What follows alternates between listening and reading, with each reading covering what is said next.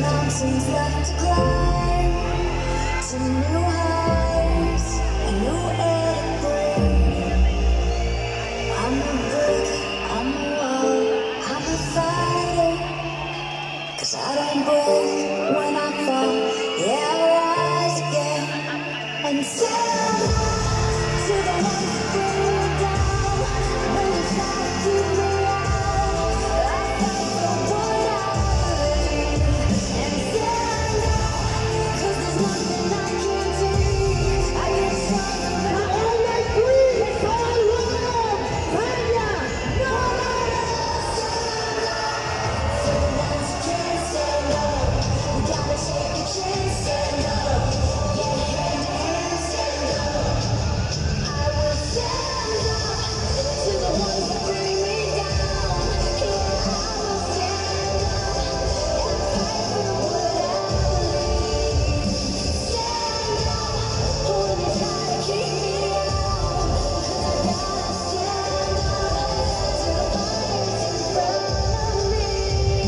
Stand up for the ones that stand alone. We gotta stand up together with everything. Stand up and when you're fighting for your own, you gotta stand up and fight for what you believe. Stand up.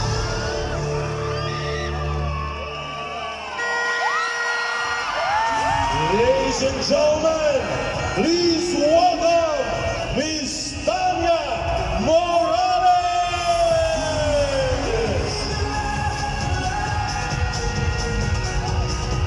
I can feel something inside me say, I really don't think it's strong. Good morning, Atlanta!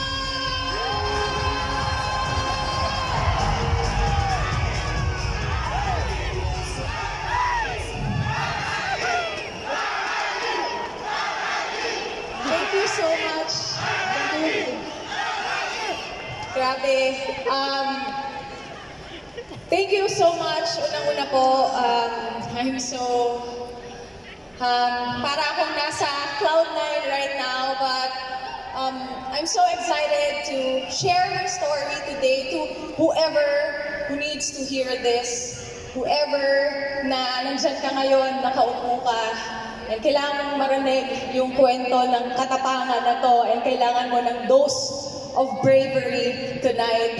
Congratulations kasi nandito ka and you are hearing inspiration. Napakagaling ng mga nag-share kanina. And right now, I'd like to share my unique story. Again, I am Tanya Morales, and well, it all started with a dream bigger than myself. Kasi I started po na I'm a registered nurse by profession. Galing ako sa family of business people, but then I chose to do this business kasi there was a time in our life, especially since I came from a broken family, I lived with my mom, and there was this painful moment that we experienced na bankrupt yung family namin. And you know what? One thing I realized in life, yung mga painful moments pala natin is something that we have to be grateful for. Just like in my life, I'm so grateful for that moment kasi doon ako nagkaroon ng prinsipyo bilang babae na hindi pala pwede na iasa ko yung buhay ko, yung future ko sa kamay ng ibang tao. Not even my parents, nor my partner. And kaya naman, when I was presented this opportunity, as a professional po, I was skeptic before. But then, nung nakita ko, I got so inspired kasi may mga high school grad, grade 1, grade 2 lang yung natapos, humble profiles. But then, they all became successful in the business. And so I told myself, kung nagawa nila, kayang-kaya ko din. And same goes to you. Kung nagawa namin, kayang-kaya mo din! And so I started. Wala po ako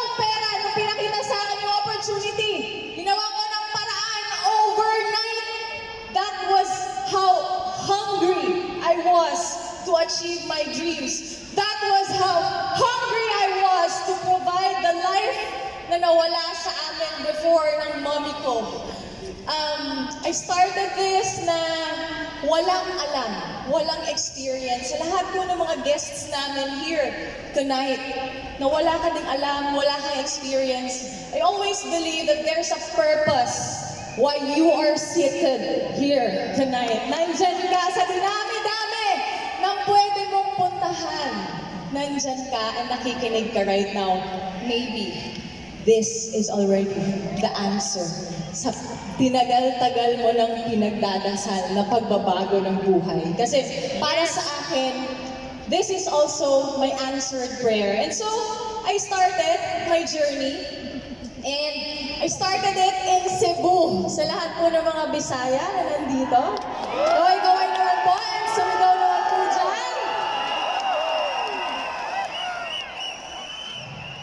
You know what? This business taught me how to be flexible. This business taught me na pag tayo pala, lalo na sa ating mga babae, if we want to be successful in this lifetime, kailangan tanggalin natin lahat ng mga kaartehan natin. Yes! Yes! And kailangan natin na mag-humble down and kailangan natin na tanggalin lahat ng mga alam natin sa labas. Kasi kung yung mga alam natin na yan, hindi naman tayo ginawang successful yan. Well, kailangan nating matuto ng mga bagong bagay. And you know what? Lahat pala sa buhay natututunan. Yun nga lang, hindi lang natin napag-aralan papaano yumaman. But you know, in this business, good news is, walang pinipili kahit sino ka man. Kayang-kayang pag-aralan papaano yumaman. And so, what happened to me, after 2 years of doing the business, I became part of the Millionaires Club and I was able to buy my first car. It's a Toyota Fortuner. You're very blessed. Ask me why. Why? Kasi po, kami when we started doing the business on field. The conventional way of network marketing, but ngayon, may mga yumayaman in 6 months time, 1 year time. Why? It's because the advent of online. Kaway-kaway naman sa mga naging milyonaryo dyan ng mga months lang, mag-ingay! But I'm so grateful because during that time, hinumog yung character ko. It's not about the million. It's not about just the first million. It's not about just the first car. It's about the person that I've become in the process. Isang babaeng napakaraming takot, napakadaming insecurities sa buhay, but because of this business, nabuo po yung kumpiyansa ko sa sarili ko. And I got so empowered na abutin lalo yung mga mas malalaking pangarap ko pa sa buhay. And so I continued on with my journey. And the next chapter in the journey, dinala po ako dito sa Manila. Ang Bisaya nakipagsapalaran dito sa Manila. And I know marami po dito na Bisaya ka, you migrated here. And I am so grateful for this journey. Up until now, it's been 8 years that I've been here in Manila. And dito ko naranasan na mas palalimin yung salitang family. Dito ko natagpuan yung mga tao na willing akong tulungan, dapaan, mahalin, kahit na wala akong mabigay, kahit na kulang ako sa tiwala sa sarili, kahit na wala silang kikitain sa akin. But then I felt the genuine love, I felt the genuine care. Thank you so much, J-Lim Project. Thank you so much, Project High. I will never be where I am right now if hindi dahil sa inyo. And because of this business, I've been to a lot of countries. Nakapag-travel tayo sa iba't ibang bansa. And, ayan, nakabili tayo. When we started here, nagko-commute lang tayo, nakabili tayo ng second car natin, which is a brand new Ford Mustang. And next is, ayan po. Sa negosyong to, hindi po totoo na una-unahan kasi hindi naman po ako nauna. Nasa laki ng pangarap mo, nasa sipag, nasa tibay ng loob mo na magtuloy-tuloy na abutin yung mga pangarap mo. And para sa akin, yun ang basehan. It's not just about the award. Of course, I am so grateful and I feel so privileged to become part of the top 20 for 6 consecutive years now. But being in that circle, mas nag-mature ako, mas naging stable yung emotions ko. And talk about income, dito ko po naranasan na kung dati, pangarap ko lang na kumita ng minimum 100,000 per month. But then years after, nagdoble, nagtriple, nag-times 10, hanggang sa nag-times 20 po yung income natin. And take note, pinangutang ko lang yung pang-start ko dito. And, of course, I will never forget to thank the people behind my success. My RIE family, thank you so much sa pagmamahal, sa tiwala, sa support na I may be standing here tonight alone, but I represent 10,000 of people just like me na nangangarap and tinutuloy-tuloy yung pakikipaglaban sa mga pangarap. Dati pangarap lang namin makapag-create ng maraming milyonaryo, ngayon nangyayari na po. Dati pangarap lang namin na makapag-travel sa iba't ibang bansa together and ngayon nangyayari na. And we are just starting. And I will never forget my first why. Sa lahat ng mga nandito, alam ko tayo mga Pilipino, mga pamilya talaga tayo. And I did this business mainly for my mom. Kasi nakita ko sometimes the world is so cruel pala, lalo na pag wala kang pera. Okay lang na ako masaktan. Okay lang na ako murahin. Pero yung makikita ko na mumurahin yung nanay ko, yung makikita ko na duduruin yung nanay ko, yung nasasaktan yung nanay ko, that lit a fire inside me. Nasabi ko sa sarili ko, when I have the chance to really earn my own money, sisiguraduhin ko na magpapayaman ako because I am not gonna see that sight again. Hindi ko i-allow na makikita ko ulit yung gano'n na sitwasyon sa mommy ko. And because of this business, yung mommy ko po is a spoiler. Spoiled kami ng kapatid ko.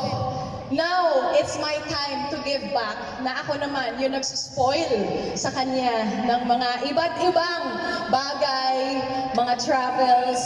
And for this year, ito po yung regalo ko sa kanya. Wow! Alam niyo po ba, matagal ng pangarap ng mommy ko na magkaroon kami ng first house and lot. And parehas kasi kami na naglayas sa amin. And I'm so grateful for this company kasi ngayon natupad na siya.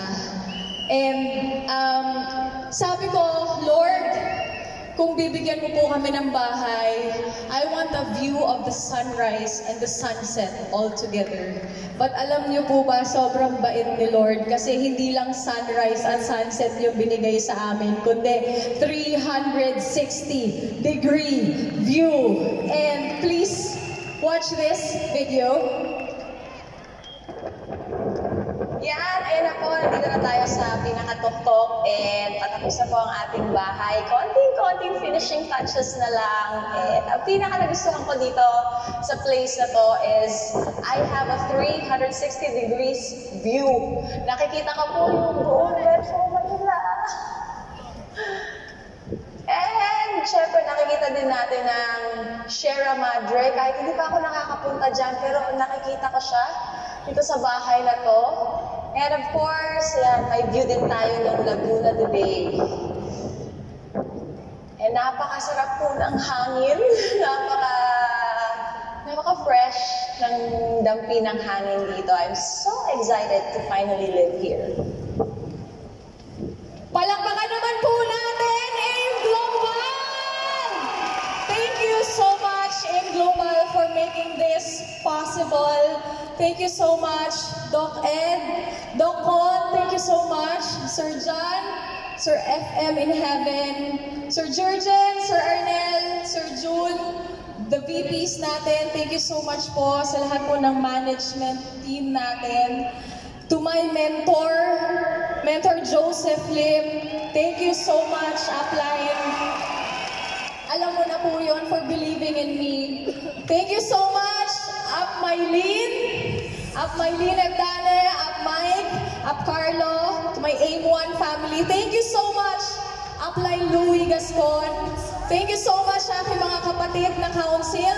Project High, thank you so much. To my RIE Council, Brother Binjun Bunagan, thank you so much.